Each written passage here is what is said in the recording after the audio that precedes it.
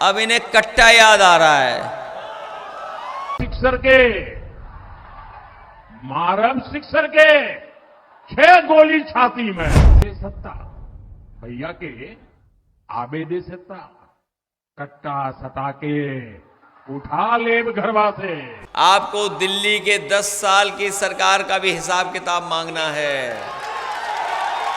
बताओ कितने साल हैं? 30 साल का हिसाब किताब, 30 साल का हिसाब किताब है कि नहीं है?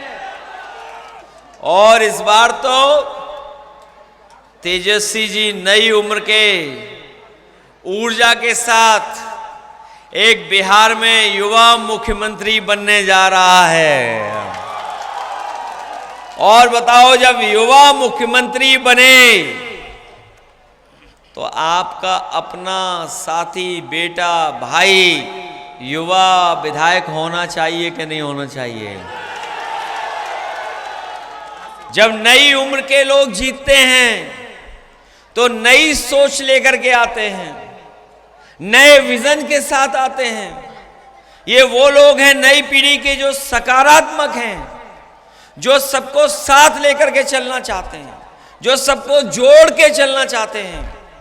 और यही नहीं, बिहार को एक विकास के ओर ले जाने वाले लोग हैं। अभी मैं देख रहा हूं बिहार में ये दिल्ली वाले बहुत आ रहे हैं, ये दिल्ली वाले बहुत आ रहे हैं। यूपी से ही वो बने थे, लेकिन इस बार यूपी की जनता ने उन्हें हरा दिया। और जो लोग राजनीति को हिसाब किताब समझते होंगे वो जानते होंगे कि इस बार प्रभु श्री राम जी ने आशीर्वाद समाजवादियों को दिया वहां पर, और ऐसा आशीर्वाद दिया उन्होंने कि सबसे बड़ी पार्टी समाजवादी पार्टी जीत करके आई। और उस जगह भारतीय जनता पार्टी को हार स्वीकार करना पड़ा जहां से उन्होंने सांप्रदायिक राजनीति शुरू की थी। यह हमारे लोग जानते होंगे, जहां से उन्होंने सांप्रदायिक राजनीति शुरू की थी। हमारे आपके बीच में जो भाईचारा था उसके बीच में खाई पैदा की थी। उसी जगह पर प्रभु श्री राम जी के आशीर्वाद से हम लोगों ने सांप्रदायिक राजनीति जहां से उन्होंने शुरू की थी वहां पर उनको हराने का काम किया। ये अवध में हारे हैं, मगध में हराओगे आप लोग। और अब तो लग रहा है कि अवध के बाद अब मगध में भी ये लोग हारने जा रहे हैं। कभी बिहार की जनता ने रथ रोका था, एक बार फिर बिहार की जनता बीजेपी का रथ रोकने जा रही है। और एक नारा तो हम लोग सुन रहे हैं बिहार में, अब की बार तेजस्वी सरकार तो हम भी एक नारा देके जा रहे हैं, अब की बार बीजेपी बिहार से बाहर, अब की बार बीजेपी बाहर। और बाहर इसलिए होने जा रही है कि तेजस्वी जी ने कहा है कि अपने गरीब परिवार के नौजवानों को नौकरी और रोजगार से जोड़ने का काम करेंगे। हर परिवार के एक सदस्य को नौकरी देंगे। और जब से उन्होंने नौकरी की बात की है, बीजेपी के लोगों को पेट दर्द हो शुरू हो गया है और वो हिसाब किताब मांग रहे हैं। हिसाब किताब के नौकरी कहां से दोगे? वो हिसाब किताब मांग रहे हैं कि नौकरी आएगी कहां से। हम बीजेपी के लोगों से कहना चाहते हैं, पत्रकार साथियों के माध्यम से, कि जिस तरीके से आपने जनता का पैसा, बिहार की जनता का अकाउंट में पड़ा हुआ पैसा आपने बड़े बड़े उद्योगपतियों को बड़ा बनने के लिए दे दिया। और ये ज़माना तो वो है कि हमारा नौजवान मोबाइल में रखता है, गूगल से चेक कर लेता है, चैट जीपीटी से चेक कर लेता है।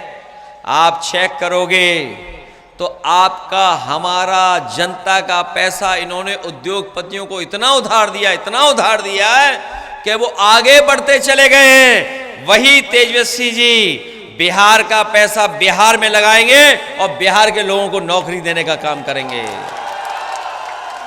बताओ, उधार से सबसे बड़े आदमी बने हैं वो लोग, उधार के पैसे से सबसे बड़े बने हैं, बैंकों के पैसे से सबसे बड़े बने हैं। ये जो बंडलबाजी है, जो बंडल भेजे जा रहे हैं, न बंडल चलेगा यहां, न बंडलबाज चलेंगे। जिन्होंने बिहार को धोखा दिया है, इस बार बिहार की जनता और नौजवान यहां का पलायन नहीं करेगा। इस बार बीजेपी के लोगों का पलायन होने जा रहा है। यहां से पलायन कराओगे बीजेपी का। और ये तो हमारी मिथिला की धरती है, ये हमारे तमाम सम्मानित बिहार के लोग जानते होंगे। बीजेपी का झूठ याद होगा आपको। उन्होंने कहा था हम किसानों की आय दोगुनी कर देंगे। बताओ किसान भाइयों, आपकी किसी पैदावार की कीमत दुगनी दी हो इन्होंने, और अगर बाढ़ से नुकसान हुआ होगा पैदावार का तो उसकी कोई मदद नहीं की किसानों की। न खाद समय पे दिया, न बीज समय पे दिया, न कोई भी डीएपी दिया। वैसे ये जो दिल्ली वाले हैं यहां पे बोलते हैं जंगल राज, लेकिन यूपी में जो एक रंगी हैं उन्होंने बोरी में चोरी की है। पहले 5 किलो चोरी कर रहे थे, अब फिर 5 किलो, तो 10 किलो की चोरी हो रही खाद की, और खाद भी नहीं मिल रही है। ये तो खाद की चोरी है। मैं कहना चाहता हूं उनसे, ये जो 5 किलो का राशन का एहसान दिखा रहे हैं, हमारे यहां बुजुर्ग नौजवान किसान हैं, खेती करने वाले, इनको अगर मौका मिल जाए, बाढ़ ना आए, बाढ़ से बच जाएं, पैदावार की सही इंतजाम हो जाएं, तो यहाँ का हमारा किसान और बिहार की इतनी उपजाऊ धरती है, न केवल बिहार का पेट भर सकते हैं बल्कि पूरे देश के लोगों का पेट भर सकते हैं। ऐसी उपजाऊ धरती हमारी। और केवल महंगाई यही नहीं बढ़ी है, डीजल पेट्रोल कहाँ पहुँच गया है बताओ। और जो 2 पहिए की मोटरसाइकिल, जो हमारे बुजुर्ग लोग होंगे जब वो नौजवान थे तो बताओ कितने में आती थी, अब कितने की आ रही है, कितने रुपए की आ रही है अब। और बिजली भी महंगी कर दी इन्होंने। और हमारा आपका सबसे पसंदी बिस्किट पार्ले जी, बताओ उसका पैकेट कितना छोटा कर दिया इन्होंने, कितना छोटा। ये मुनाफा कमा रहे हैं, महंगाई बढ़ा रहे हैं। ये किसने किया छोटा पार्ले जी का बिस्किट? ये महंगाई बढ़ाने वालों ने किया है। और एक चीज याद दिला दूं मैं आपको, आप शायद भूल गए होंगे, पहले जब डॉक्टर के पास आप जाते थे, जब बीजेपी की सरकार नहीं आई थी, तब डॉक्टर आपका बुखार उतारने के लिए पैरासीटामोल की गोली लिखते थे। वो 500 mg में बुखार उतर जाता था। अब बताओ डॉक्टर लिखते हैं कौन सी दवाई, डोलो, कितने mg की है वो? 650। सोचिए, पहले 500 mg में बुखार उतरता था, अब बीजेपी की सरकार आ गई है तो 650 mg पैरासीटामोल खाने के बाद भी बुखार नहीं उतरता है। बताओ धोखा दे रहे हैं लोग कि नहीं दे रहे हैं? और ये जब से इन्होंने नोटबंदी की, नोटबंदी के बाद जो बंडल इकट्ठे किए इन्होंने, वो तो बंडल रख लिए सब। अब बताओ सोना कितना महंगा कर दिया है, कितना हो गया सोना। अगर हम अपनी बहन, बेटी या परिवार की किसी शादी करें तो हम सोने की एक चीज भी उसको नहीं दे सकते, इतनी महंगा कर दिया सोना। हमारी माताएं बहनें आई होंगी, इनकी ख्वाहिश रहती है, जिंदगी भर सोचती है कुछ सोने का खरीद लें, लेकिन जब से बीजेपी के लोग आए, बताओ सोना कहां पहुंच गया है? कोई सोने की चीज खरीद सकता है क्या? ये महंगाई किसने बढ़ाई? सोने की। ये महंगाई कभी सोची इसका कारण क्या है? इन्होंने नोटबंदी करके तो रुपया रख लिया सब, अब सोना ले रहे हैं, सोना ले रहे हैं। जब सोना इकट्ठा कर रहे हैं बीजेपी के लोग, इसीलिए सोना महंगा हो गया है। बताओ सोना महंगा हुआ क्या नहीं हुआ? इसलिए आप सबसे मैं निवेदन करने आया हूं, तेजस्वी जी नौकरी देने जा रहे हैं और हमारी गरीब माताओं बहनों को 2500 रुपया महीना देने जा रहे हैं। 2500 रुपया महीना देंगे। घबरा गए बीजेपी के लोग तो उधार के 10,000 रुपए दे रहे हैं। बताओ वादा कितने का था? 10,000 का वादा तो था नहीं। वादा कितने रुपए देने का था? 15 लाख याद है आपको? तो बताओ अगर 10,000 दे भी दिए तो कितना है उधार? और अगर इंटरेस्ट लगा दे, अगर इंटरेस्ट लगा दे तो बताओ अभी हमारा उधार है उन पे कि नहीं उधार है?